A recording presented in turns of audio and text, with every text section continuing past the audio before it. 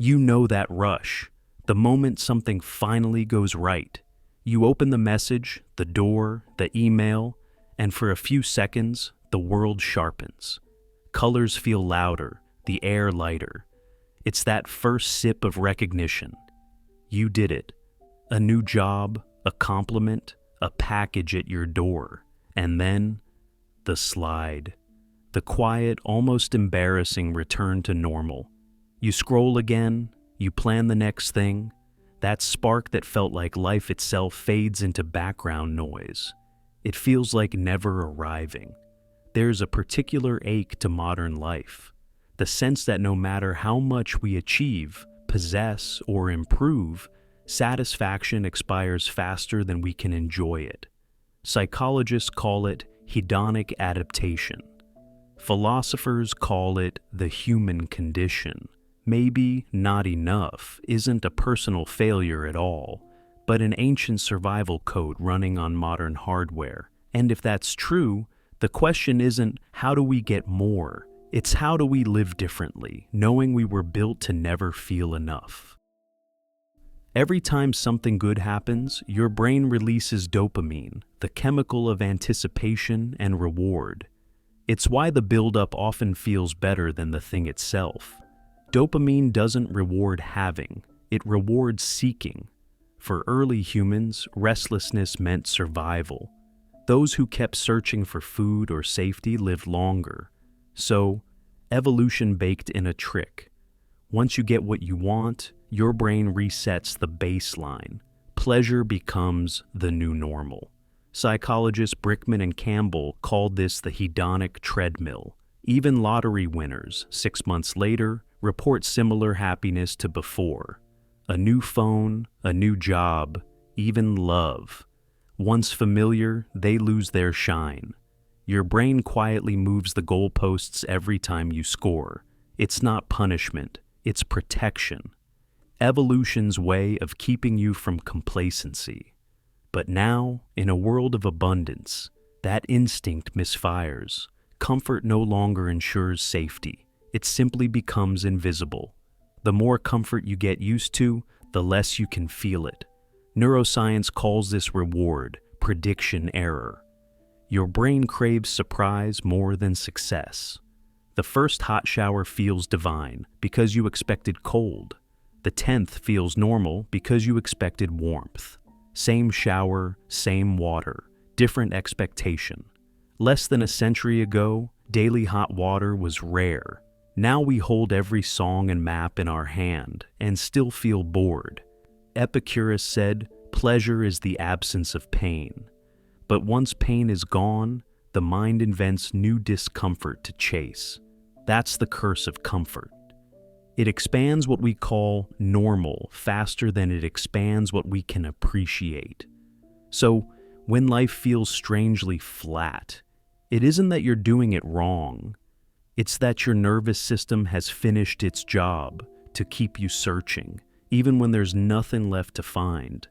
And that's where philosophy begins. When biology can no longer explain the ache. Imagine dropping a hunter-gatherer brain into modern life. Same hardware, same chemistry. But instead of tracking seasons, it tracks notifications. You're running ancient software on modern hardware, built for survival, not satisfaction. Back then, progress meant food, warmth, belonging, things you could feel.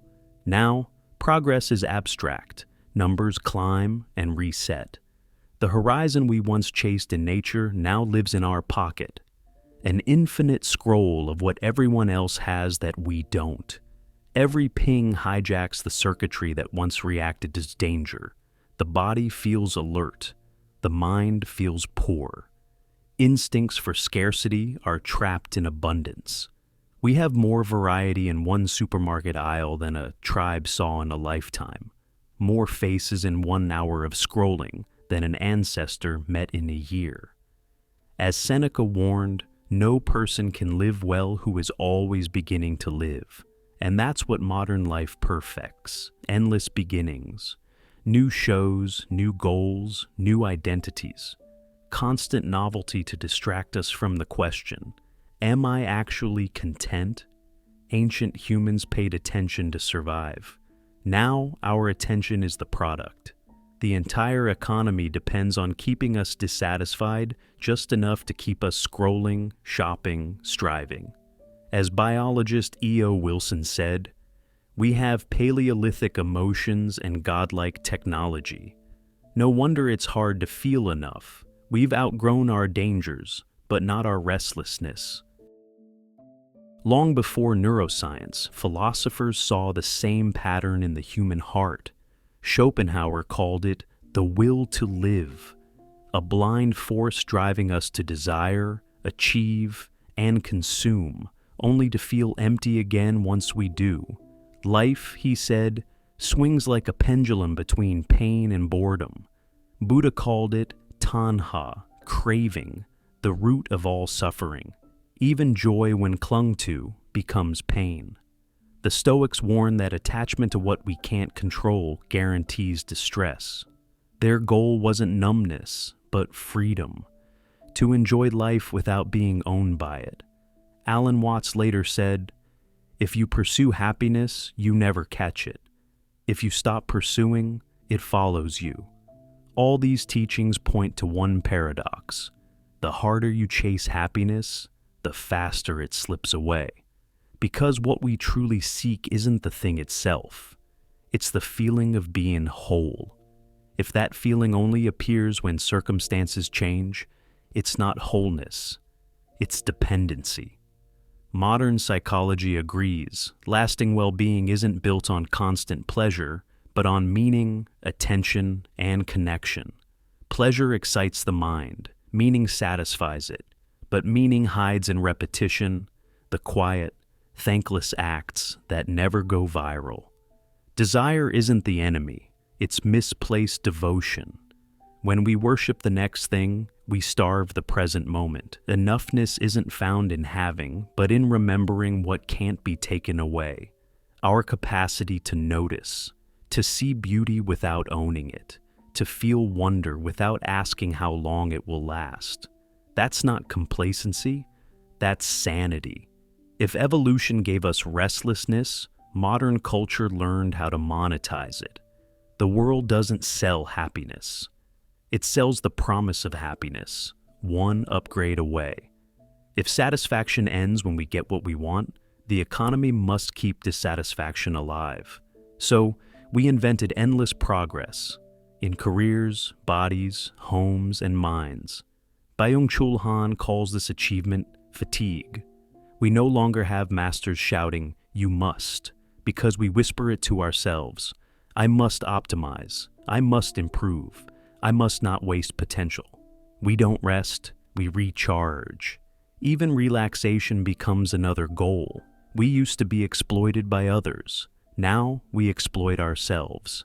It feels like freedom, but it's comparison in disguise. Social media turned life into a leaderboard, a 24-hour feed of people who seem to be living your unlived life. Each image whispers, "You could be more." Seneca warned, "Nothing is enough for the man to whom enough is too little." Today, enough is a moving target, defined by algorithms designed to keep it out of reach. Even spirituality can become another product, a race to be at peace faster. But peace isn't a prize. It's what's left when the noise forgets you. Erich Fromm called this the having mode of existence, measuring life by what we possess instead of how deeply we live. He said our tragedy isn't that we lost the soul, but that we no longer know we have one. We've built a world that rewards discontent and punishes stillness. When you stop striving, the market loses interest. But philosophy begins. Because philosophy starts where the market ends, with the question, what is this all for? And once you ask that sincerely, something in you wakes up. The treadmill slows, even for a second. And in that pause, you sense that enough was never something to reach, but something to remember. Once you see the pattern, the dopamine loops, the cultural amplifiers, it's easy to feel helpless. If my biology wants more and the world keeps feeding it, how can I ever feel full? You can't outrun the mechanism, but you can step outside it, not by renouncing pleasure, but by reorienting attention away from what's missing and toward what's already here. The opposite of craving isn't apathy, it's appreciation. Not moral gratitude, but perceptual clarity. The air in your lungs, clean water from a tap, light that travels 93 million miles and touches your window every morning. Less than a century ago, a hot shower was luxury. Today it's background noise. That isn't failure. It's perceptual numbness. Chesterton wrote, "The world will never starve for want of wonders, but only for want of wonder. Wonder doesn't need new experiences. It needs new eyes. When you truly look, the ordinary becomes unbearable in its beauty. Steam on a mirror, laughter in another room, the simple fact that consciousness exists at all." Modern research shows that gratitude and awe stabilize dopamine and shift the brain from seeking to sensing. The Stoics practiced negative visualization, imagining loss to restore love. The Buddhists watched craving rise and fall until it lost power. Both reveal the same thing. The moment is complete before you add anything to it. When you see that, the urge to upgrade softens. You still want things, but you no longer expect them to save you. You create, work, love, not to fill a hole, but to express what's already whole. Eckhart Tolle calls it the power of now, but it's really the power of enough. Enough doesn't mean small, it means alive. Tasting coffee before checking your phone, hearing rain before muting it, seeing the light on someone's face instead of the flaws in your day. Meanings isn't in the next high, it's in the depth of the moment you already have. Rumi said, "The wound is the place where the light enters you." Maybe the wound of not enough is that crack where awareness finally gets in. Once you realize nothing external can complete you, you stop demanding that it should. And in that surrender, the chase ends, not in defeat, but in stillness. The same life, the same room, the same breath, finally felt as extraordinary. You were never meant to feel complete all the time. The restlessness in you isn't proof you're broken. It's proof you're alive. Evolution gave you that ache so you'd keep moving. Society learned to feed it so you'd keep consuming. Awareness lets you step aside from both. You still move, create, dream, but from curiosity, not craving. From wholeness, not hunger. Life doesn't become perfect, it becomes real. The highs fade, the lows return. But you stop asking them to define you, because what you've been looking for was never in the next thing. It was in the one who keeps looking. That quiet awareness that notices joy without needing to cage it. That's the part already enough. So maybe the question was never, how do I make life feel full? Maybe it was, can I finally notice that it already is? The shower's warmth, the heartbeat you didn't ask for, the fact that right now you get to be conscious at all. This ordinary fleeting miracle is the life everyone was chasing. The tragedy is forgetting to see it. The redemption is remembering. This is the thinker's pad, a space for those who've realized that more is never enough and are ready to see why that's good news. Look around. You might already have everything you were running toward.